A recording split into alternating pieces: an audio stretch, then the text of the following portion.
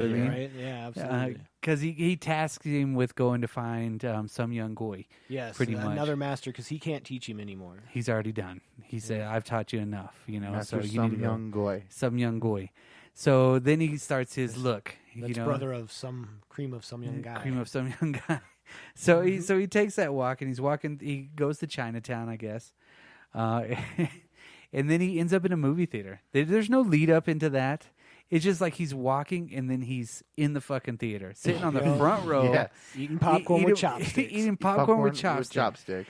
And why are you in the front row with that big fucking hat on, dude? I would have broke his neck. Somebody probably not. I mean, he would have Dude. kicked my ass. of But course. you know what I'm saying. It's just it is a very strange scene to be like, okay, we're in a theater now all of a sudden, and then guess what? These badass mofos are gonna walk in named Sho'nuff. Well, shouting Sho'nuff. But before we get to Sho'nuff's entrance, there are so many crazy characters in that part, right? There really so are. why the fuck would somebody? How in the fuck would somebody get a jam box into the fucking into the place to start playing? Sho'nuff. Sho'nuff will just kick you in the face. Right, dude. right. But they bring that boombox in, and they literally start breakdancing in the aisles. And that one big dude gets up, and at the same time that Bruce Lee jumps, he crushes the shit. Right? That It's was like perfect. bam. That was perfect. And then at the same time, you see this dude eating Popeye's chicken.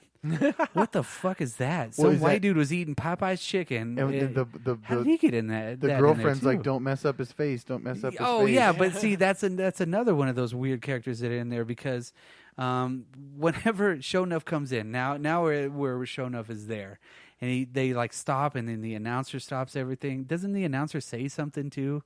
Like pardon the interruption or something. I don't remember. Maybe it was in my head. Yeah, he's there, and then they come out and they chant Sho'nuff. Yeah, who's the baddest? Sho'nuff. Sho'nuff. So you get to see his the major baddest low down. Sho'nuff, and it's like he's got 3 women, 3 guys. All right, so he's got this weird entourage that they look like cyberpunk ninjas, something weird. And he comes in. Just why does he pick that movie to make his entrance? Right. Because he does say, "I'm back on the scene." It's like, what the fuck? Where did you go?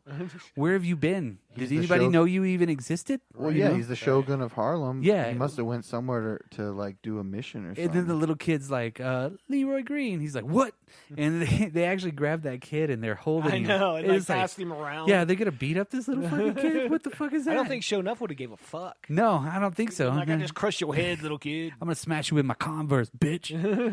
And then he goes up to Leroy and he's basically taunting him, like throwing punches at him. Well, you like he's an not inch flinching. from his face. Yeah, he's just eating his popcorn. He's like, and what is he? He calls him all these different names just to try to get him to fight, and then then somebody from the crowd yells something to him, and he's like, "I'll take on 50 of you." And that one dude in the pink half shirt stands up. Yeah, like these 2 dudes in the balcony just sit up. Goons, dude. Yeah, straight goons. The pink half shirt stands up, takes off his jacket, and just stands there and looks. You're like, what is that guy gonna do? He's gonna go steal that other dude's Popeye's chicken. Maybe, And then you see Bruce Leroy going out the back door. He leaves. He's like, I'm out. There's a major fight, and like people are jumping off the fucking balcony, like John Wilkes Booth and shit. I mean, people that are going after that one guy gets his face bashed in. Sho'nuff, one dude gets one guy gets a good hit on Sho'nuff, knocks him down, and then he proceeds to kick his ass and then bites his fucking ankle. Yeah, like he's like if for a win he'll do anything. Yeah, you know what I mean. And he just bites his fucking ankle. And then he taunts Leroy and he leaves. And then that's your introduction to Sho'nuff and what's going on in, I guess, Harlem at that time. He says, someday I'll get you to fight me. Yeah. It's giving you a taste of New York at the time, a bunch of different people. Yeah, I get it. Yeah, it was a melting pot, but yet it seemed like the movie theater was full, but there was really only like 20 people. Right. It was the crew. And then, because Sho'nuff even had his own row. What the fuck? He's like, this Sho'nuff's row. What? Because the dude was even looking at the sides of the deal. Yeah. It was like he had tickets to one specific spot, but Sho'nuff doesn't buy tickets. Get out of the way. Yeah, powers spot. When you're Sho'nuff. Yeah. You just take whatever you want. Yeah, you do whatever the fuck you want to. Yeah. I don't know. That sets the tone for everything. How crazy everything is. Well, and then don't we cut to Vanity's? Then you're at Seventh Heaven with Laura Charles. Laura Charles, and she's on the stage bringing in DeBarge, and this is where you got confused, isn't it? Well, I just was like, "What the hell is going on here?" But no, it's like her show that we talked about, her top 40, her top 40 show or whatever, where they play the music hits of the time. I guess you'd say. And again, people put on their fancy garbs and show their sweet moves. Yeah, got the and rhythm everybody's of the dances, night. not necessarily Soul Train style, but more American Bandstand style. Yeah, somewhere in between. Yeah, maybe. kind of everybody's on the dance floor showing their moves, and then that's when she cuts to go backstage, and she's actually getting talked by William H. Macy about meeting with somebody, and he's saying something about like he's got a knife through my throat, man. I Right. mean, it's Right, so he's kind of describing that he wants a video being played on her show because she has a lot of clout, obviously, Yeah. to be able to play this. because at that same time they're intertwining that scene with Eddie Arcadian and his Arcadian and his brother that we find out, and then his girlfriend. So is and they're really- kind of intercutting that at the whole time because Right. that's all happening in real time to that. Is William H. Macy just someone that works there with her? I Yeah, guess. I think that's what we infer is Yeah. that he's being muscled by Arcadian. Yeah, to play the video. That was Arcadian's entrance to get. That was his first one The to say, even "Hey, sluttier Cyndi Lauper weird version. Yeah. I don't know what that. somebody's taking a test drive on that shit." And then that intertwines into basically her Vanity singing her song, Yeah. where she comes out of the ceiling. Doesn't that? I get this really weird Monster Mash thriller creepy vibe from her dance most of the time. Like she comes out, can and then see that's that. when you see Leroy Green's brother. And You the know. the younger boys who must be in their early teens or 12 or something. What's with the heavy metal kid, the heavy metal white kid? So hey man, everyone gets along, man. Yeah. I can totally see where this guy from Motown is like, hey, I'm gonna make this movie and it's gonna represent parts of New York that people don't Everybody. get to see a lot. Yeah, well, it's a little And- chunky kid. And he's got a Motley Crue badge on Yeah. and like fucking an Iron Maiden I don't know that they actually say it, but it was originally written that they were he was a Brooklyn kid, Okay. and of course Sho'nuff's from Harlem. Yeah. You know what I mean? So he's just like an unassuming Brooklynite. Yeah. Yeah. Who's Makes down there to sense. hang? Yeah. And I guess there's some sort of contest where they get to go on to a date with this Laura Charles. Laura Charles. If pop they star. dance, yeah.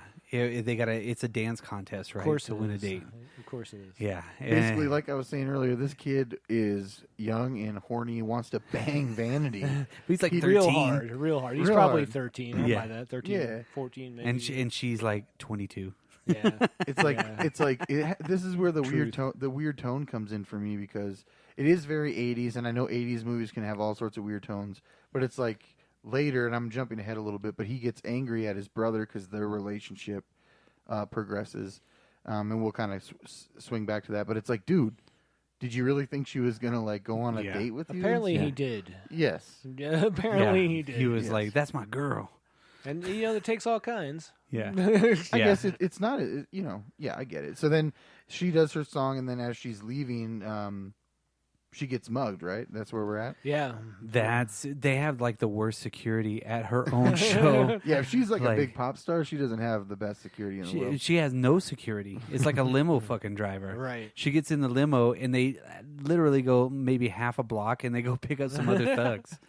And so no wonder he's And he like goes- right there. He's like, Dude. Richie's got the night off or something. Yeah. He's got the night off. That's Chaz Palminteri, by the way.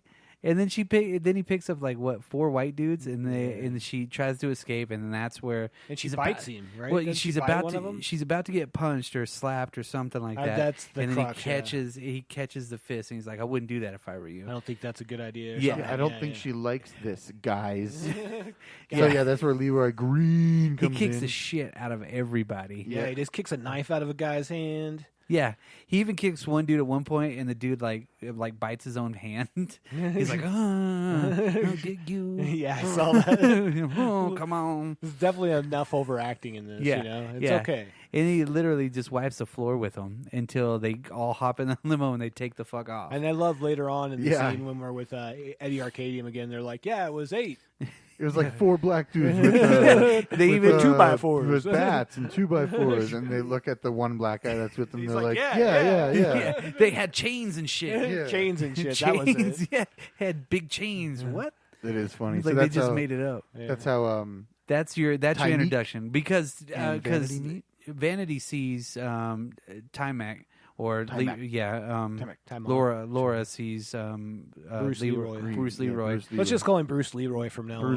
Bruce Leroy from the car anyway before she takes off, so she already kind of has eyes for him. You know, there's like an instant connection. Yeah, and then when he's kicking ass, she's hiding behind a dumpster, and she's like, "Oh." Yeah, then he disappears, ninja style, you know. Well, yeah. So he's gone, but he leaves his little thing from Bruce Lee, supposedly. Yeah, the gold buckle. He drops his medallion that his master gave him. Yeah, that he's really holding dear to himself, and he loses it that easy.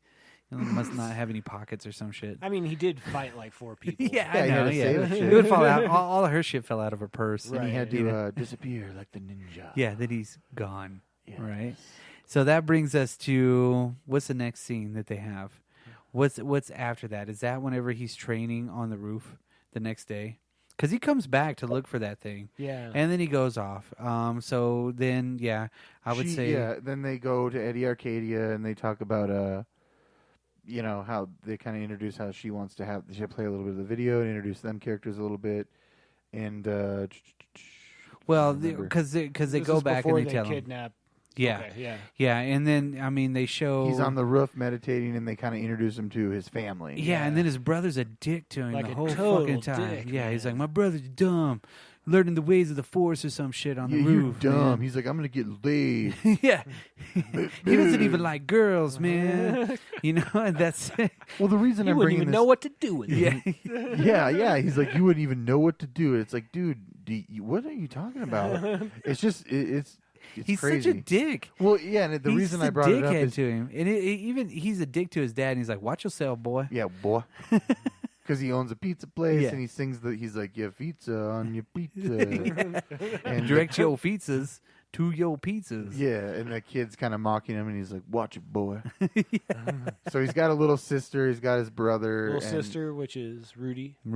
Yep. From the Cosby Show. But then the TV's on, and it shows Laura Charles. That's right. And then he's like, "That's it. That's her. That's my girl. That's my woman. I would very much like to meet her." Yes. and so he wants to get his medallion back and see the pretty vanity again. Yes. And I noticed this, that the young brother mentions that he wants to bang her and stuff. That's my date.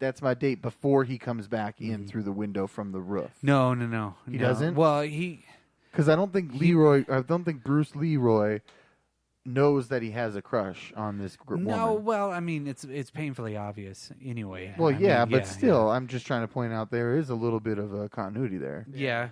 Well, this is where he carries him on his shoulders. Yeah, he says that's the only way he'll take him is if you carry me on your shoulders. Yeah. And then he's trying to teach him how to talk Rap. jive. Right. He's like, "What it is," or something.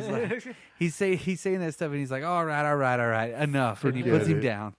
And then he's like, "Hey, aren't you gonna buy tickets?" He's like, "Whoa, I'm gonna buy tickets." They're going to a dance. Yeah, he's like, "Hell no, I ain't gonna buy no tickets. I never buy tickets." Hold on. So they go to the back door, and that's when of course, Arcadian is told Mike Starr, "Hey, you're gonna be my muscle." Right. Because at one point, even at the beginning, Mike Starr's like, "Give me 5 minutes with this broad, and she'll be eating out of my hand." I'm like, no, she's not.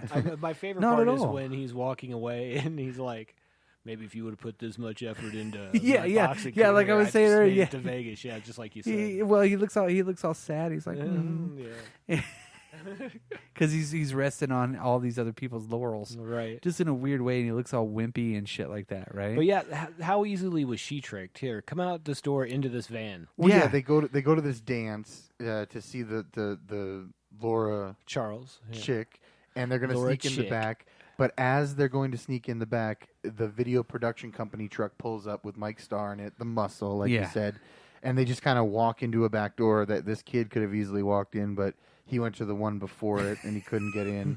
So he bangs. He does a secret knock, and he's like, "Man, now you ruined it." Even though it would have no bearing on if his brother was there or not. Yeah, exactly. Right. And so he disappears somehow, not to the door, right down from where he's at. He goes somewhere else and then leaves. Leroy to Bruce Leroy. Bruce Leroy to meditate and sit on a crate and meditate. Yeah, crate just for what did it hold? Wine? What the fuck was that to hold the door open? There's nothing wrong with a crate. Yeah, it's New York streets, man. In the 80s, there's going to be a crate of fruit somewhere that someone just like ate all the fruit, and now there's just a wooden crate and a whole bunch of crates full of watermelon and chickens. and someone walking with a glass pane. In a glass two guys. pane. That was and they not just my do it experience arbitrarily in New York. It wasn't really there. There was nobody walking mirrors across the street. Right. So I was looking. I was going to run through them, but you know. Yeah, might as well. Right. That's odd. Essentially, they trick her, right? What do they do? Yeah, How they dumb trick is her she? and they Well, put we her got to in- do soundtrack Yeah, or sound check, yeah. and